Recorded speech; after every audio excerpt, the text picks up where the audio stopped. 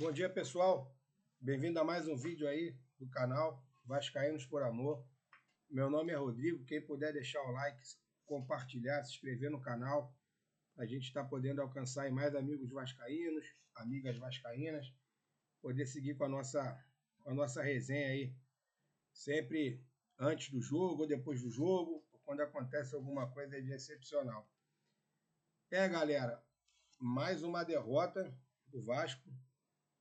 A gente não pode falar vexatória, né? Eu não considero vexatória, porque do outro lado tem um grande clube, que é o Grêmio, um time de torcida, um time de tradição, campeão do mundo. Então eu não gosto muito desse negócio de vergonha, porque eu não acho vergonha. Ainda mais o jogo sendo fora de casa. A gente pode considerar vergonha o jogo contra o Juventude. Aí sim, né? O vencedor de um time menor, com menos tradição. E aí o Vasco perde de 3-1 em casa, saindo na frente. Aí sim a gente pode considerar uma vergonha. Eu acho que a vergonha está sendo o contexto, né?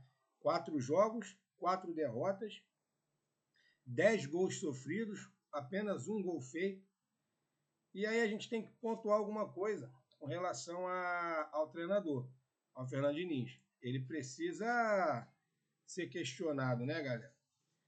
O Vasco passa a data FIFA inteira treinando com o Tietchan na lateral direita, Thiago Mendes na cabeça de área e Hugo Moura. Aí, faltando um dia para o jogo, o Puma Rodrigues é liberado, vem, e aí ele muda tudo, coloca o Puma na lateral, que é o correto, mas ele não poderia manter o Tietchan, não poderia trazer o Tietchan. E o jogador que treinou 10 dias ali na posição, com expectativa de jogar, em cima da hora sai para entrar um jogador que, teoricamente, o treinador gosta mais. Então isso perde o grupo. Será que não está tendo já algum problema interno? Você vê o time sem vontade, o time não compete. Você vê ontem o Fluminense competindo, jogando, correndo contra o Flamengo, que é o melhor elenco aí do sul-americano para muitos, né? A gente tem que considerar isso independente de ser um rival.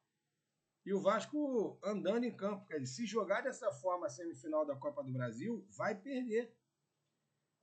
E detalhe, foi 2-0, podia ter sido 4, 5, 6. O Léo Jardim foi escolhido o melhor jogador em campo. Ontem, né, saiu na Globo, foi escolhido o melhor jogador em campo. Então, assim, a coisa poderia ter sido pior do que foi. E aí, galera, se a gente pegar aqui a tabela, começou a complicar, ó. Os jogos de ontem, Fluminense 2, Flamengo 1. Ainda bem que o Santos empatou com o Mirassol. Olha só, a gente já começa a olhar para baixo de novo. Se o Santos tivesse vencido, chegaria ali a 39 pontos. Ele já ficaria a 3 pontos do Vasco. Bom que não venceu, pelo critério de desempate. Então, assim, o Santos ele está, na verdade, a 37, 30, vai 40. Se ganhar 2 jogos, o Vasco perder os próximos 2, o Santos já passa. O Vitória, que está ali, o primeiro da zona, 36 pontos. Aí já está a 7 do Vasco. Já dá para respirar um pouco mais. Por quê? Pelo número de vitórias. Se o Vitória chegar a 39, 42, 2 jogos, não, o Vasco continua na frente pelo número de vitórias. Então, quer dizer, o Vitória teria que fazer 7 pontos e o Vasco teria que zerar nos próximos 3 jogos. Aí vai ser complicado. Perder 7 jogos seguidos, eu acho que isso não vai acontecer. Até porque o Vasco pega o Bahia, né, fora de casa. Esse jogo eu considero como derrota, do jeito que está o time, a não ser que aconteça alguma coisa aí muito diferente. E depois do Vasco pega o Inter em casa, que pode ser que venha desesperado, porque o Inter joga contra o Ceará hoje. Se o Ceará vencer, passa o Vasco, né? Mas aí segura o Inter ali atrás e depois vai ter um confronto Santos e Inter. Quer dizer, um dos dois também vai ficar parado ali na tabela.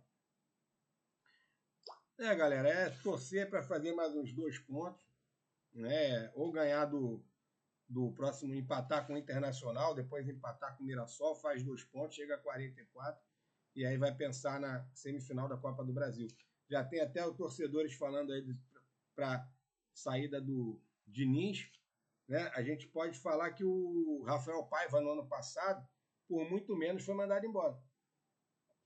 Se a gente pegar a história recente do Vasco, aí, um treinador com 4 derrotas seguidas, provavelmente teria sido demitido. A gente pegar as estatísticas do jogo aí, galera, ó, 40% de posse de bola pro Grêmio, 60% pro Vasco. Mas o primeiro tempo foi um massacre. Isso aí provavelmente foi depois do primeiro gol do Grêmio, que foi logo no início do segundo tempo. O Grêmio entregou a bola pro Vasco, que não conseguiu fazer nada. O Grêmio teve 25 finalizações, galera. 9 no gol. O Vasco teve 5. Com 2. Mesmo tendo 60% de posse de bola, só chutou 5 vezes ao gol. O que adianta? Né? E aí a gente pode olhar aqui, ó, as finalizações nos últimos 4 jogos. No gol, né? Contra o Grêmio, 2. Olha que vergonha. Contra o Juventude, o Vasco só chutou 3 vezes ao gol. Juventude é a zaga mais vazada do campeonato e está na zona do rebaixamento. Contra o Botafogo, o Vasco não chutou nenhuma vez ao gol, gente. Naquela derrota de 3-0. E contra o São Paulo, chutou 6 vezes. Então, galera, eu não sou ainda a favor de troca de treinador, tá? Mas eu acho que perdendo do Bahia, poxa, fica meio que insustentável 5 derrotas. Alguma coisa precisa ser feita. Né? Jogo de Copa do Brasil depois do campeonato.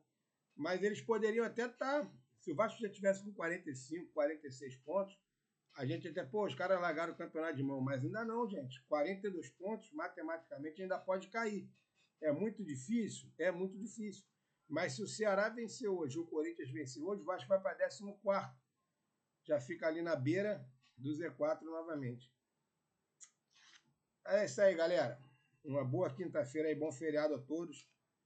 Ver se a gente depois passa aí com mais um vídeo aí antes do jogo contra o Bahia.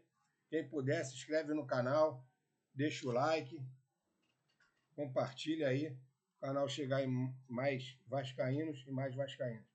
Valeu, galera. Fui.